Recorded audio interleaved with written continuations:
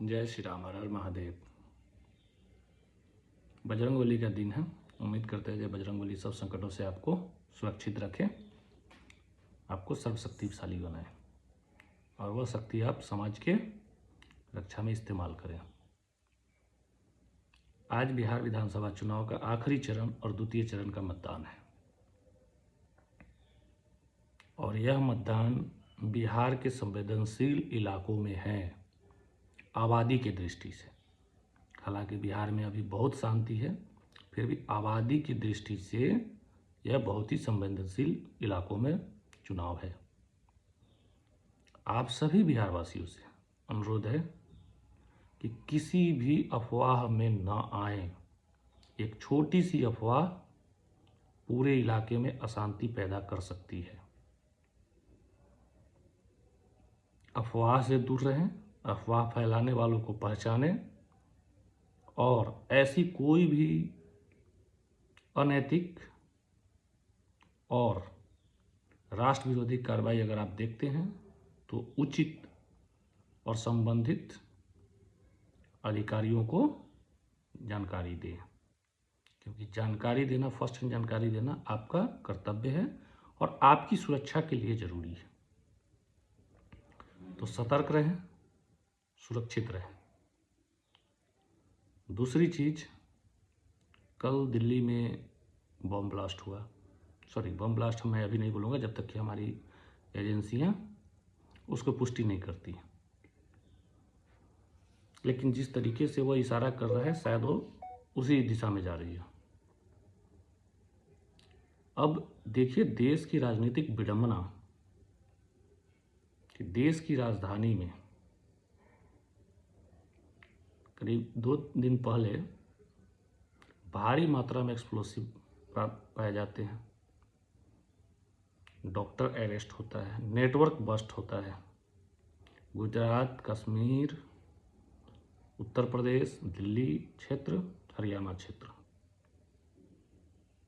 और पता नहीं देश के अन्य भागों में भी कुछ तो कार्रवाइयाँ हो रही होंगी। और देश का विपक्ष इस बात में व्यस्त है कि यह हमले बिहार चुनाव के पूर्व संध्या पे करवाए गए। एक राजनीतिक रंग देना देश की सुरक्षा का जब सवाल है तो कितना खतरनाक है और कितने खतरनाक इरादे हैं और कितना घटिया स्तर है विपक्ष का, यह शो करता है। पहले भी देश में ऐसे वारदातें हुई हैं जब भाजपा विपक्ष में हुआ करती थी। मुझे याद है कि भाजपा ने कभी इस तरह के गैर जिम्मेदाराना वक्तव्य नहीं दिए हैं, कभी ऐसे कोई स्टेटमेंट नहीं है दिए हैं जिससे कि गलत इरादों के साथ वारदात देने वाले को कोई फ्री हैंड मिले। तो ये इससे आप समझ सकते हैं कि किसकी निष्ठा किसके पास है।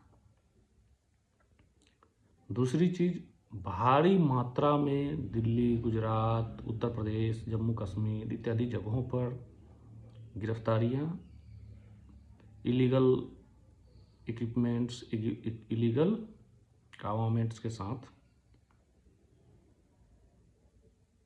जितने मात्रा में बरामद हुए हैं, ये तो बहुत बड़ी प्लानिंग की और बहुत बड़ी वारदात से बचाई है। उसके बाद हमारे खुफिया तंत्र को लेकर तुरंत सवाल उठा देना। दुनिया में खुफिया तंत्र ही एक ऐसी ऑर्गेनाइजेशन है जिसको 100% सही होना होता है और खुफिया तंत्र 100, 200, 1000 हमलों को नाकाम करती है, उसकी चर्चा नहीं होती है। और अगर गलती से एक सक्सेस हो गया दुश्मन तो उसको लेकर उनकी नाकामी बोली जाती है। मैं यह नहीं बोलता हूँ कि खुफिया तंत्र के सक्सेस की चर्चा हो, चर्चा नहीं होनी चाहिए, क्योंकि चर्चा न हो और वो अपना काम चुपचाप करते रहे, यही उनकी सफलता है और उसी में उनकी भलाई है। लेकिन चूहा बिल्ली का खेल है, इसमें बिल्ली को चूहे के से हमेशा आगे रहना है अगर चूहे का शिकार करना है तो। और कभी कभी चूहा निकल जाता है बिल में घुस के। इसका यह मतलब नहीं कि बिल्ली सक्षम नहीं था। परिस्थितियाँ ऐसी थी जो चूहा बिल में घुस के निकल गया और अपने मंसूबों में कामयाब हो गया। मुझे पूर्ण यकीन है कि भारत की सुरक्षा एजेंसियां अगर आतंकी हमला है तो उनके गुनाहगारों को अंजाम तक पहुंचाएगी। मुझे पूर्ण विश्वास, मुझे कोई संदेह नहीं। दिल्ली के लोगों के लिए और जो कल जो गैर जिम्मेदाराना व्यवहार पत्रकारों द्वारा जो हुआ है, tampering with evidence, tampering on the site, माना कि आपके लिए टीआरपी जरूरी है, न्यूज हाउस की दबाव रहते हैं, लेकिन we are and touching the evidence, prima facie evidence, क्या ये जायज़ है? क्या आप सही कर रहे हो? क्या यही आपका नेशन के प्रति ड्यूटी है? खुद से कभी सवाल कीजिएगा।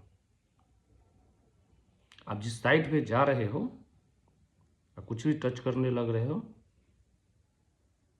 आर यू श्योर दैट जो हुआ है वही लास्ट है? There may not be another blast at that place.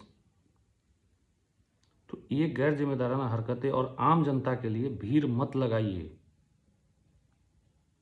बार बार अनुरोध है, ऐसा कोई भी चीज़ हो जहाँ वहीं रहें, कोशिश कीजिए, सतर्क रहिए, जो अपने घर पर पहुँचे। आप घटनास्थल पर जाके जायजा लेने लगते हैं, वह आपके लिए खतरनाक है। कहीं ना कहीं एक तो आप सुरक्षा तंत्र और सरकारी तंत्र के लिए आप परेशानी पैदा करते हैं, दूसरी चीज़ आप अपने लिए परेशानी पैदा कर रहे हैं। तो कृपया करके ऐसे कभी भी घटनाएं हों तो चुपचाप वहाँ से निकलिए, बिना शोर मचाए, बिना भगदड़ मचाए, अपने घर पहुँचिए, अपने घर वालों के पास रहिए, क्योंकि आपके घर वाले चिंतित होंगे। और सुरक्षा अगर किसी कोई जानकारी है तो हेल्पलाइन नंबर जारी होती है, सरकार को बताएं। अगर आपको राष्ट्र निर्माण में और राष्ट्र की सुरक्षा में योगदान देना है तो और देना ही चाहिए। बाकी कयास न लगाइए, थेसिस और थ्योरी ब्रेक मत कीजिए। The people on the job are much more competent, much more capable than the expert on the social media and the podcasts. बड़ा स्पष्ट बोल रहा हूँ, they are much more competent and capable. Last not the least, Bihar विधानसभा चुनाव का आखिरी चरण है। बिहार राष्ट्रीय सुरक्षा, राष्ट्रीय राजनीति और बिहार वासियों के प्रॉस्पेरिटी के लिए बहुत ही महत्वपूर्ण है।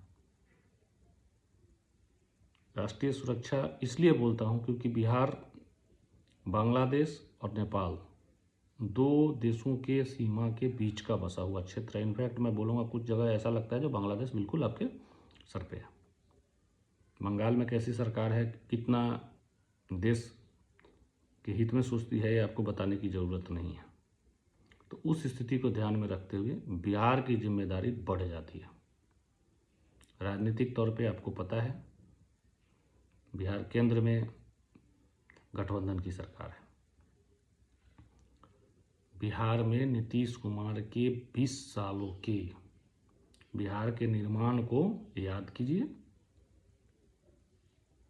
भ्रष्टाचार युक्त नहीं बोलूँगा, भ्रष्टाचार मुक्त सरकार देने के लिए और सबसे ज़्यादा जन कल्याणकारी और महिलाओं के उत्थान के लिए जो योजनाएं हैं उनके लिए उनको चुने। Last not the least, Bihar में एक और कहावत है, जब जब किसी को लगता है कि बिहार को समझ लिया है, बिहार उसको झटका देता है। तो ये कभी दावा मत कीजिए कि आपने बिहार समझ लिया है। बिहार हमेशा जाना गया है राजनीति में सरप्राइजेस देने के लिए। आखिरी में बोलूँगा, अपने बच्चों के लिए, अपने भविष्य के लिए आज मतदान केंद्र पर जाएं, मतदान दें, सुरक्षित शांति से जाएं, शांति से मतदान देकर आएं। और ये भी ध्यान रखें कोई फर्जी वोटिंग नहीं हो रही है। अगर आपके जानकारी में कोई फर्जी वोटिंग की शिकायतें आती हैं, जो कि आजकल तो जो जिस तरीके से चुनाव आयोग काम करता है संभव नहीं है, फिर भी अगर होती है तो संबंधित अधिकारियों को सूचित करें। जय श्री राम, महादेव।